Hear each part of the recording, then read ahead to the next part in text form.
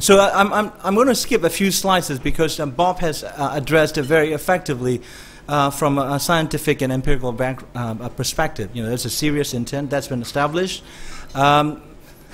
Second, there is an existing nuclear weapons program. You know, whether or not it's making progress or regressing, that's a different issue.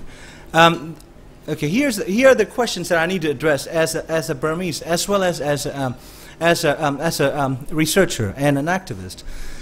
Who is qualified to verify or falsify the evidence?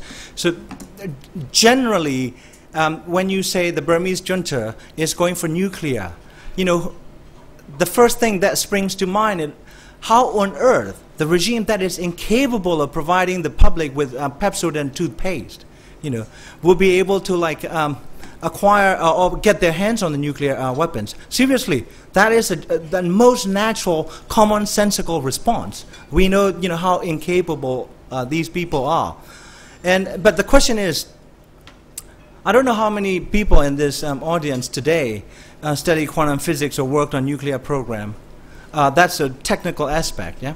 And the only thing I remember from studying 4 years of physics and chemistry is, you know, U-238. That's the only symbol that I remember, nothing else. I'm honest to God, you know, I will fail the high school physics test, you know, after 26 years since I left university. So the question here is, when you meet natural skeptics, you know, whose response is, yeah, whatever, yeah, Burmese nuclear program.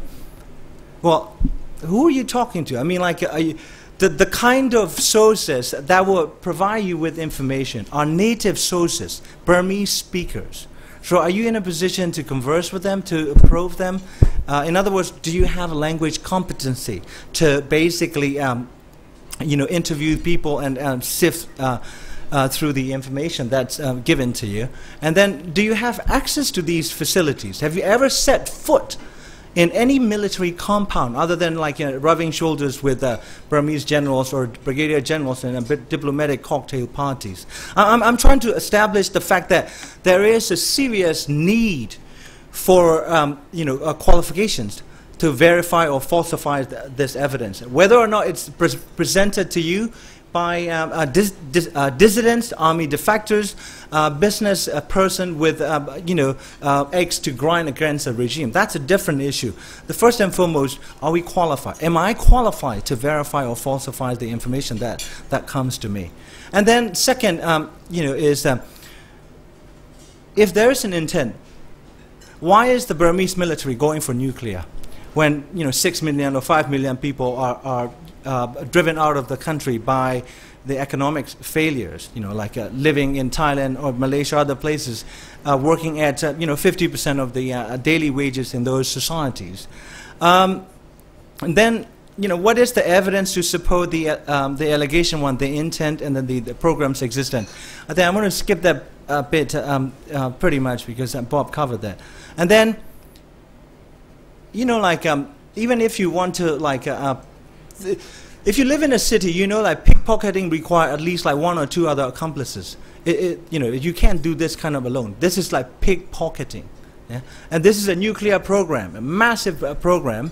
So it's not the focus. All eyes are on the junta, but there are enablers. We need to also look at them. And so that's not scientific. That is, you know, social scientific, if you will. So what we have is the, you know, when it comes to the Burmese and nuclear allegations, we have this Orwellian fallacy. You know, activists only promotes propaganda, you know, and then academics would come up with unbiased, unvarnished truth, and then the media stands in between. That's the hierarchy of, like, you know, truths. And I think in this case, I would say that is, if you're whoever reacts to the nuclear news in this fashion, activist propaganda, academic truths, that is a lazy skepticism without informed analyses, the way that Bob has you know, walked us through the evidence, or any type of investigative tools like language competency, access to like the right sources, yeah. And so that we need to separate when it comes to like verifying the rumors or falsifying them from lazy skepticism to active skepticism. Active skepticism require, like, wading through the raw data and eliminating what is not empirically supported. So the last thing here is the this is a famous paradigm, like almost actually the economists would tell you it may work in reality, but it doesn't work in my theory. Yeah, and there's a lot of like stuff going on about Burma. That has been repeated over and over again. That is a misinformation. So what drives the regime to entertain even the intent? Forget the program. One is the history of defeat at the hands of the British. We lost our independence to the British in 1885.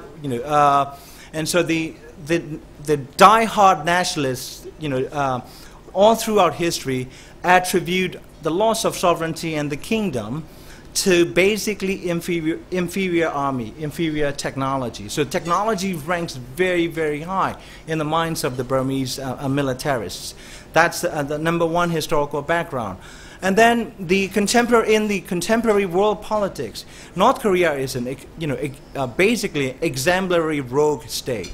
Every other rogue state would want to emulate because you don't have to be in a situation where, hi, I'm Saddam, don't shoot me, I haven't shaved for 3 weeks, you know what I mean? So like the only way that in the minds of the Burmese military generals to avoid meeting Saddam's fate is to go the North Korean route. And there is a contemporary paradigm that they're following. And then historical enemies, I'm sure some of you know that Thailand National Security Establishment considers Burma as the #1 non-traditional security threat, NTS a challenge. From the perspective of the Burmese and Naypyidaw, Thailand is the #1 security threat, traditional security threat in the form of invasion, war. They think that if there's ever a Western power who wants to like come and do the regime change, whether or not it's real or perceived, it's a different issue. Thailand would be a launching pad in addition to the Bay of Bengal. Yeah? And then there have been like a maritime and border disputes with Bangladesh, so they feel like they haven't gotten the respect and the type of standing that they think they deserve from the international community, especially from the neighboring countries. So the nukes would compensate for the absence of the respect. And then and finally and fourth point is they may dislike the Americans. They are going with the American, Teddy Roosevelt, speak softly but carry a big stick. What bomb is the big stick here.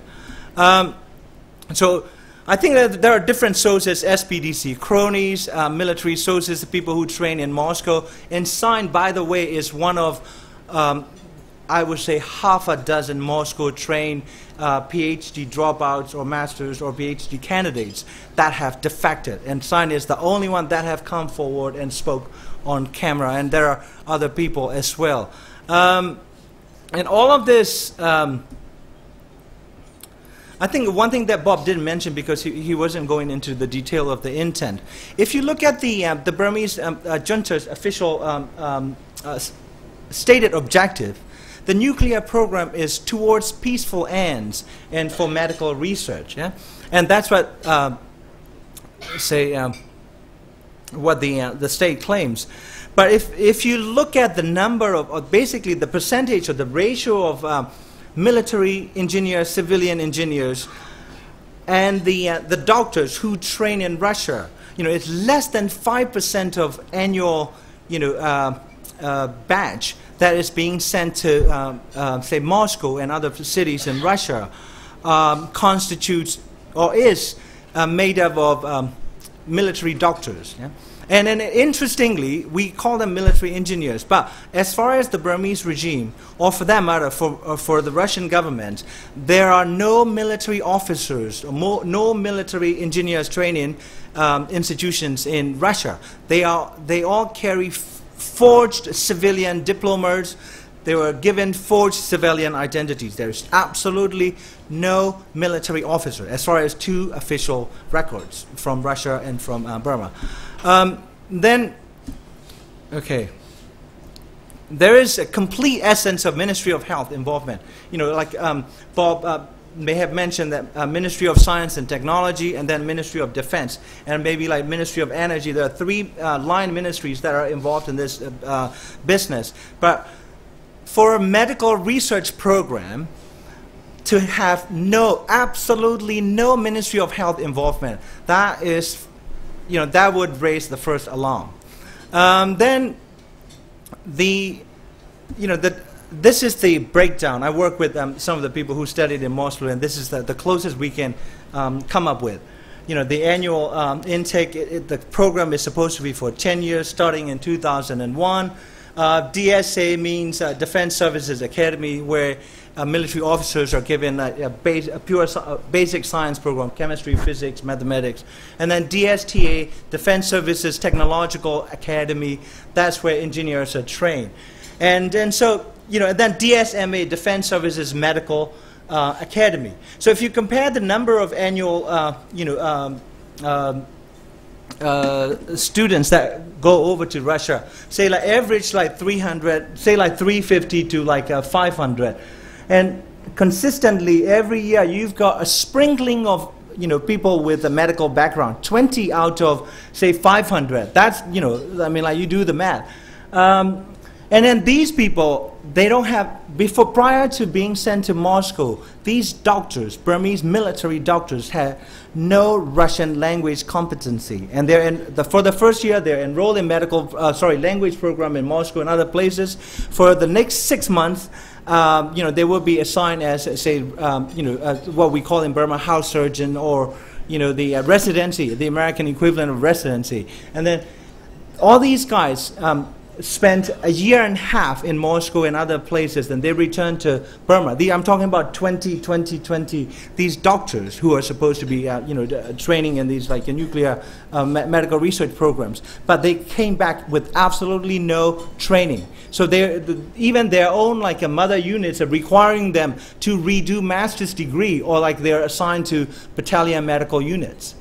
See, so this is just for the my argument is that the sprinkling of medical personnel in this program is just so they can show something. You know, say, well, look, you know, we're doing this for medical purposes.